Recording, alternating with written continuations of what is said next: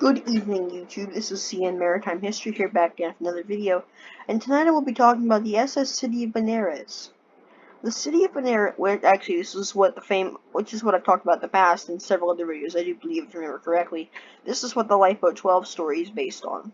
And the reason it says World War II's Lusitania is because this was partially the catalyst for British people to get involved with the war if they were not already, as some of their children could have been on board this ship, along with the sinking of the SS Volendam, which I may talk about at a later date. City of Benares was built by Barclay, Curle, and Glasgow. She was launched on August 5, 1935, and completed in October 1936.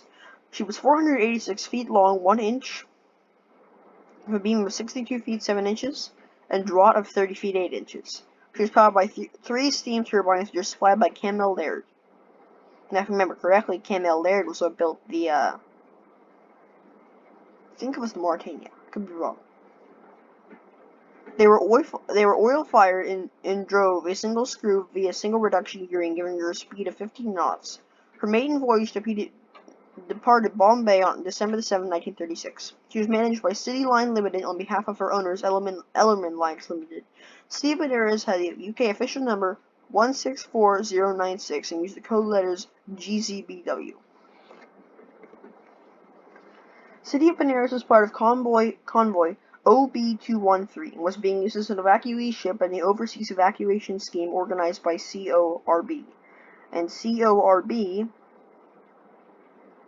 is the Children's Overseas Reception Board, which helped children escape from London before the Blitz.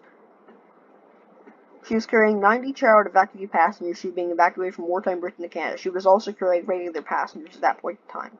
Also aboard were Mary Cornish, told by the people of Lifeboat 12, she was also called Auntie Mary, an accomplished classical pianist who had volunteered as a children's escort, James Baldwin Webb, a parliamentarian, Rudolph Olden, an exiled German writer, and his wife, documentary director Ruby Grierson, Anne Fleetwood Hesketh, mother of Roger Fleetwood Hesketh, 15-year-old Anthony Quinton with his mother Letitia, Monica Mon with her husband, and the miners' leader William Golightly. The ship left Liverpool on September 13, 1940, bound for the Canadian ports of Quebec and Montreal, under the command of her master, Landels Nicole.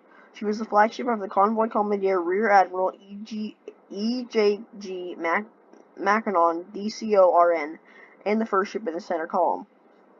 Late in the evening of September 17th, the city of Benares was sighted by U-48, commanded by Capitan Lieutenant Heinrich Bleekrot, who fired 2 torpedoes at her at 23:45 hours. Both torpedoes missed, and at .01 hours on December the 18th, U-boat fired another torpedo at her. The torpedo struck her in the stern, causing her to sink within 30 minutes, 253 miles west-southwest of Rockall.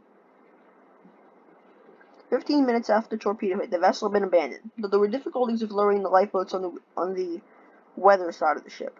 HMS Hurricane arrived on the scene 24 hours later, picked up 105 survivors, and landed them at Greenock. During the attack on the ship, the SS Marina was also torpedoed. Hurricane mistakenly counted one of the lifeboats from the SS Marina for one of the lifeboats from SS City of Benares.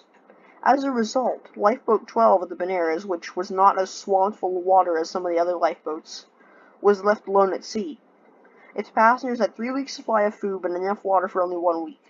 In the lifeboat were approximately 30 Indian crewmen, a Polish merchant, several sailors, Mary Cornish, Father Roy O'Sullivan, a Roman Catholic priest who had volunteered to be an escort for evacuee children, and 6 evacuee boys from the CROB program. Now, if you ever read the book Lifeboat 12, I believe his name was Ken Sparks, he was in Lifeboat 12. That's a very good book. I recommend you read it. They spent 8 days afloat in the Atlantic Ocean before being sighted from the air and rescued by HMS Anthony. In the end, the 90 children, 73 died of exposure on lifeboats, or missing presumed lost at sea. 80 of the 100 children on board were killed in the attack. Some were 3 years old. 3 years old. Just let that sink in.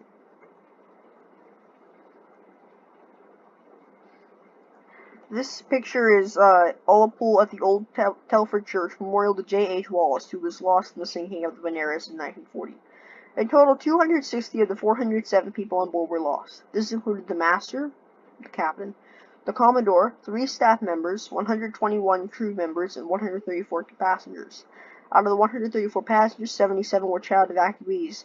Only 13 of the 90 child evacuee passengers embarked survived the sinking. The sinking was controversial, and Allied powers criticized the barbaric actions of the German. Same thing they did with the Lusitania. And Lusitania was actually one of the catalysts that sparked the United States going to war with Germany and her allies. And there was an outpouring of sympathy and support for those who had lost children in the sinking. The Germans defended the attack as being a legitimate military target, and insisted that the British government was to blame for allowing children to travel on such ships in war zones where the German government had issued repeated warnings. They claimed that Baldwin, Webb, and Olden were traveling to America with the aim of persuading the United States to enter the war, and that the city of Benares would be used to transport war material back to Britain on her return voyage.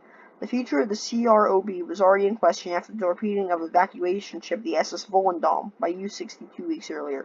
320 children had been aboard, but all had been rescued by other ships. The directors of the CORB were hopeful that the program could be continued, and presented a report into the sinking which made recommendations for future operations, which included the use of faster transports and escorts on the North Atlantic routes, and the concentration of the evacuation program on routes to Australia, India, and South Africa, where the weather was better and there were felt to be fewer enemy submarines. The Admiralty pointed out that there were insufficient fast escorts and ships available, and public opinion was opposed to the continuation of overseas evacuation, fearing further tragedies.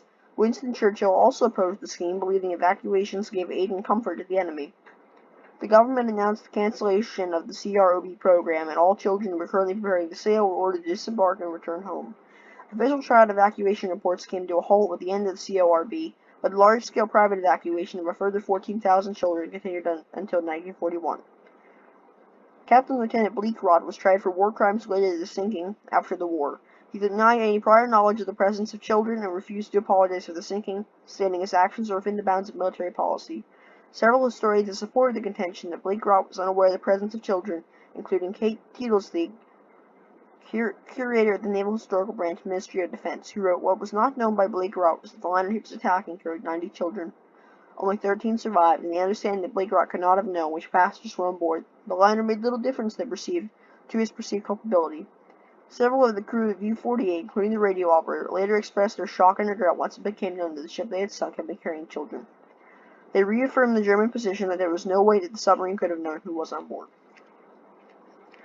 So, I hope you have enjoyed my video on the SS City of Benares. A very sad story, but an interesting one on how a U-boat captain could sink something. Although he had no prior knowledge, which, is still bad, but not as bad considering he did not have prior knowledge of the event.